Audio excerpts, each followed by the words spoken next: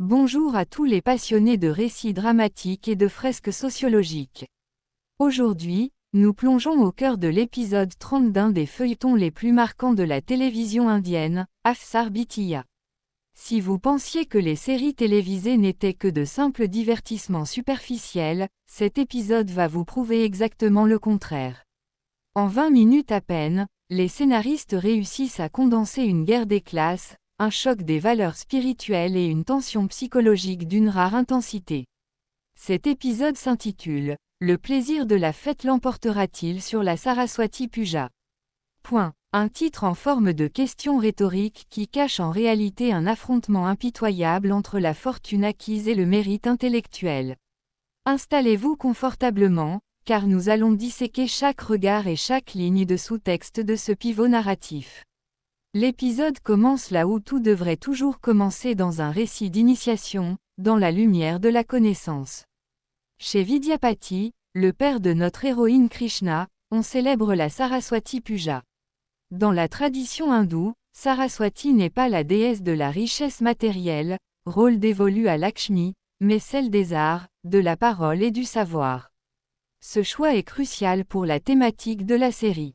Krishna ne cherche pas à devenir riche par la corruption ou l'héritage, elle cherche à devenir une afsar, une fonctionnaire, par la force de son esprit. Regardez attentivement ce rituel, Krishna dépose ses manuels scolaires et ses stylos devant l'idole. C'est un acte de consécration. Pour elle, étudier n'est pas une corvée, c'est un acte de foi. Les voisins, figures du cœur antique, valident cette quête. Ils qualifient ses accomplissements de « miracle ». Mais le véritable miracle, nous le savons, c'est sa force de travail. À quelques mètres de là, le décor change du tout au tout. Bienvenue chez Bihari Babu, le père de Pinky. Ici, la seule divinité que l'on vénère, c'est le statut social. La famille organise une fête pour célébrer les fiançailles arrangées de Pinky avec Pintu Singh, le fils du richissime et redoutable Tintin Singh. Dès les premières secondes, on assiste à ce que les sociologues appellent la consommation ostentatoire. On y parle de quoi? De téléphone portable dernier cri. Un invité affirme fièrement que son appareil est unique dans tout le district de Bhagalpur. On mesure la valeur d'un homme à la marque de ses gadgets. C'est l'incarnation même de l'hubris, cette arrogance démesurée qui, dans la tragédie grecque, précède toujours la chute. Entrons maintenant dans l'analyse psychologique du personnage de Pinky. Pinky est construite comme l'antithèse absolue de Krishna. Là où Krishna incarne la profondeur, Pinky choisit la surface. Lorsque la puissante famille de Tintin Singh arrive, la réaction de Bihari Babu est presque pathétique d'obséquiosité. Et ordonne à sa fille de se soumettre au rituel traditionnel en touchant les pieds des aînés.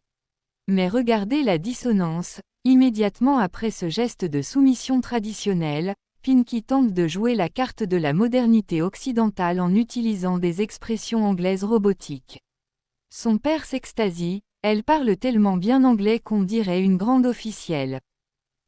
C'est là toute l'ironie dramatique de la série. Bihari et Pinky pensent que pour être un leader, pour être une figure d'autorité, il suffit d'en adopter les codes extérieurs, parler quelques mots d'anglais, posséder un traiteur coûteux et afficher une assurance de façade. Ils confondent l'être et le paraître. Ils ignorent que le concours que prépare Krishna demande une structure morale et intellectuelle qu'aucun argent ne peut acheter. Mais le plan de Bihari Babu se heurte à un obstacle de taille. Pintu Singh lui-même. Pintu est le personnage pivot de cette dynamique. Fils de tyran, il refuse pourtant d'adopter le comportement de sa classe. Durant toute la fête, son langage corporel trahit un inconfort profond. Quand Pinky vient le courtiser en lui montrant les fonctionnalités de son nouveau téléphone et en lui proposant de monter sur la terrasse pour une séance photo exclusive, Pintu la repousse poliment mais fermement. Il n'est pas dupe, il voit l'artifice. La scène des confiseries est à ce titre une merveille d'écriture invisible. Pinky lui offre une douceur avec insistance. Refuser un gâteau dans ce contexte est un affront social direct.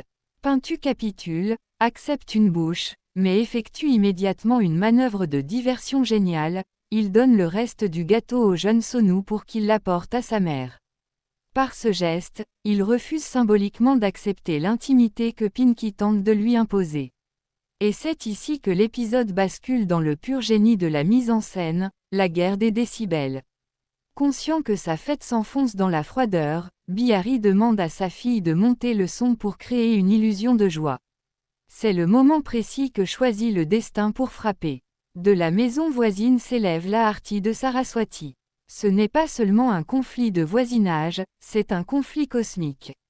Les chants dévotionnels sacrés possèdent une fréquence qui balaie instantanément la musique pop et artificielle de la fête.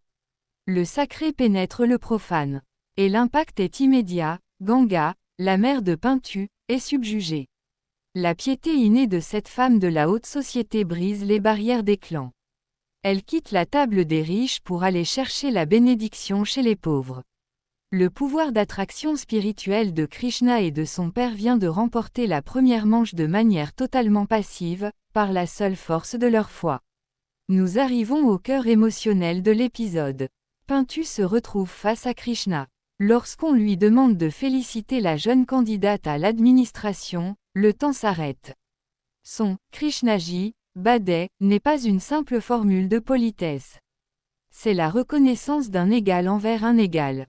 À cet instant, Pintu valide le parcours de Krishna, créant une rupture définitive avec les aspirations de sa propre promise, Pinky. Mais l'analyse ne s'arrête pas là. Pintu va plus loin en poussant Krishna à commettre un acte d'une audace inouïe, apporter le prasad, l'offrande sacrée, à son propre père, Tintin Singh. Pourquoi Pintu fait-il cela? Est-ce pour provoquer son père?